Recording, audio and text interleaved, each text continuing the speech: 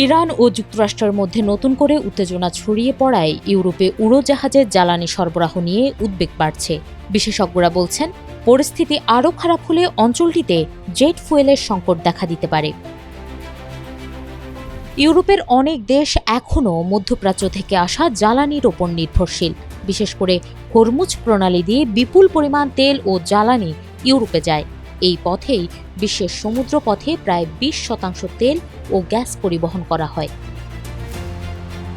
রয়টার্সের এক প্রতিবেদনে বলা হয়েছে, যুদ্ধ শুরুর পর যুক্তরাষ্ট্র, কানাডা, ভারত, দক্ষিণ কোরিয়া ও নাইজেরিয়া থেকে বেশি জেট ফুয়েল আমদানি করছে ইউরোপ। একই সঙ্গে নিজেদের তেল পরিশোধনাগারেও উৎপাদন বাড়ানো হয়েছে। এরপরও দীর্ঘমেয়াদে সংকটের ঝুঁকি কাটেনি। জ্বালানি গবেষণা প্রতিষ্ঠান এনার্জি অ্যাসপেক্টস জানিয়েছে, চলতি বছরের তৃতীয় প্রান্তিকে ইউরোপে প্রতিদিন প্রায় 6 লাখ ব্যারেল জেট ফুয়েলের ঘাটতি হতে পারে।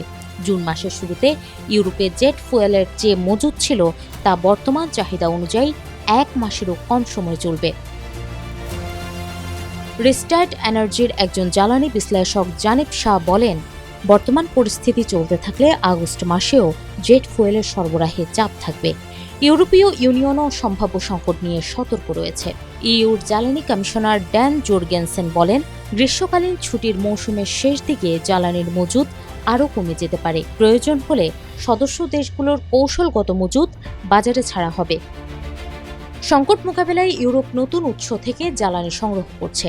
জুন মাসে অঞ্চলটি দৈনিক প্রায় 6,73,000 ব্যারেল জেট ফুয়েল আমদানি করেছে, যা গত কয়েক মাসের মধ্যে সর্বোচ্চ।